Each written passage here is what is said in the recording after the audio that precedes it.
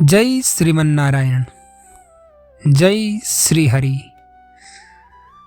सदियों से हमारे धर्म ग्रंथों में ऐसे अनेक पर्वों का वर्णन है जो न केवल देवी देवताओं की महिमाओं का उजागर करते हैं, बल्कि हमें यह भी सिखाते हैं कि ईश्वर का एक स्वरूप एक ही है, बस रूप अनेक हैं।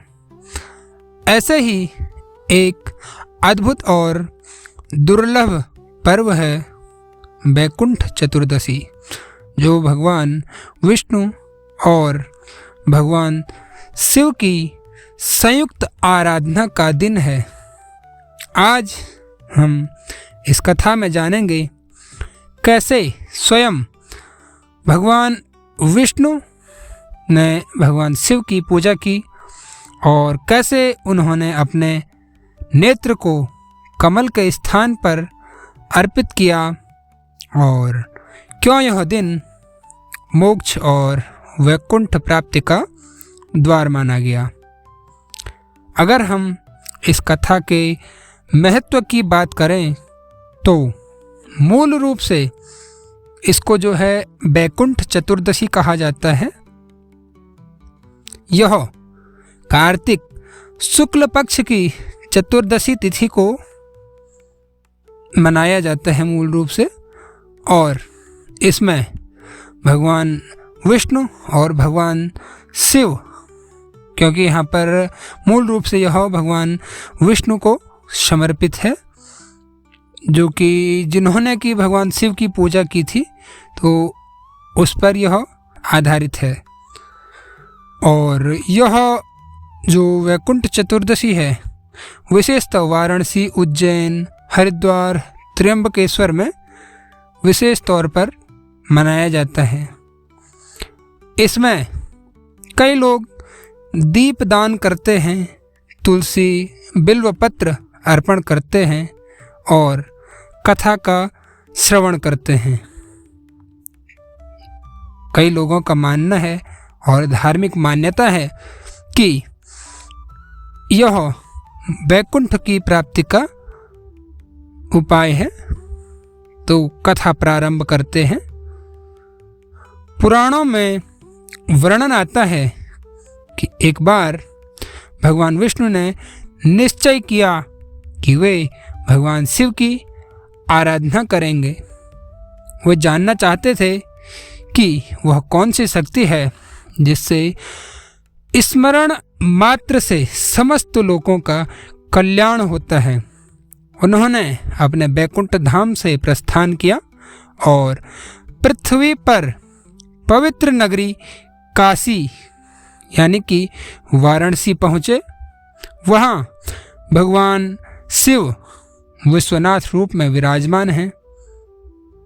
विष्णु जी ने वहाँ पर पंचगंगा घाट पर आसन लगाया और सहस्त्र कमलों से शिव की पूजा आरंभ की।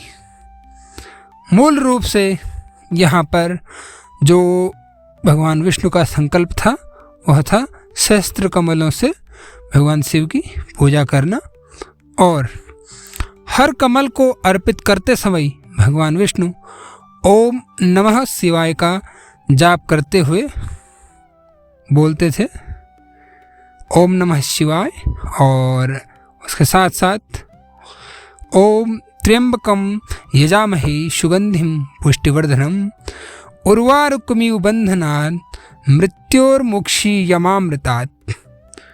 धीरे धीरे जब वे लगभग पूर्ण रूप से जैसे 999 कमल अर्पित कर चुके थे, तो उन्हें ज्ञात हुआ कि एक कमल कम है। इस पर भगवान विष्णु ने मन ही मन सोचा, मैं स्वयं कमल नयन कहलाता हूँ, तो क्या मैं अपने नेत्र को कमल के रूप में अर्पित नहीं कर सकता। उन्होंने शंखनाद किया, चक्र उठाया और बिना विलंब किए अपना एक नेत्र निकालने का संकल्प किया। जैसे ही वे नेत्र अर्पित करने लगे, भगवान शिव प्रकट हो गए। उनकी आंखों से करुणा बरस रही थी और भगवान शिव बोले, भक्त्यैव ही महादेवम तुष्टम मर्हति केचन, त्वं भक्तः परमः विष्णु वरम दास्यामि ते शुभम। हे विष्णु, केवल सच्ची भक्ति से ही मुझे प्रसन्न किया जा सकता है। तुम सच्चे भक्त हो, अतः मैं तुम्हें वरदान देता हूँ। भगवान शिव बोले, हे विष्णु, आज से यह दिन वैकुंठ चतुर्दशी के नाम से प्रसिद्ध होगा। इस दिन जो भी भक्त हमारी संयुक्त पूजा करेगा वह वैकुंठ लोक को प्राप्त होगा।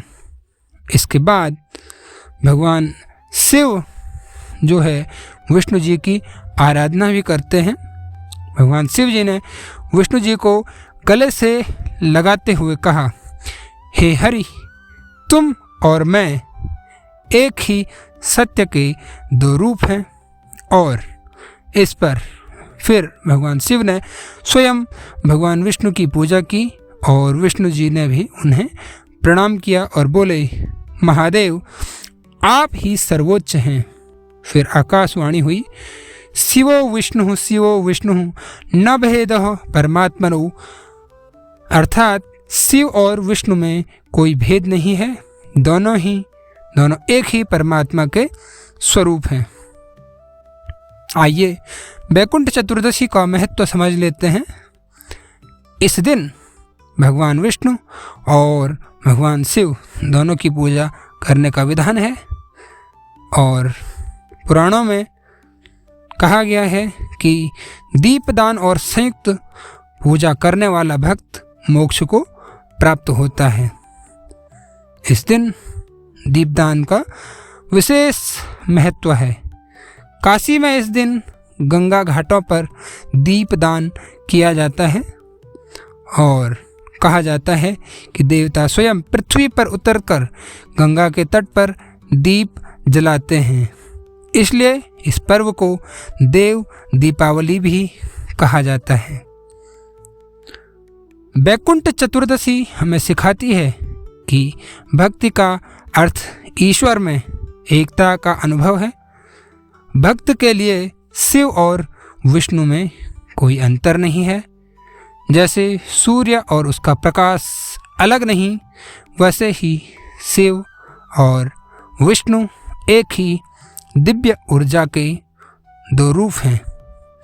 जो भी इस पवित्र दिन इस कथा को श्रद्धा से सुनता या पढ़ता है, उसके पाप नष्ट हो जाते हैं, उसे विष्णुलोक की प्राप्ति होती है, उसका जीवन सुख समृद्धि और मोक्ष से परिपूर्ण होता है।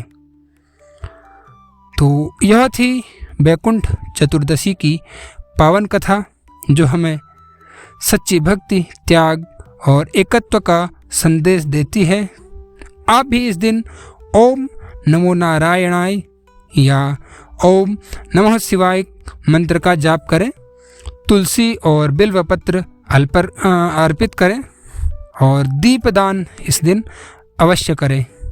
जय श्री हरि, हर हर महादेव।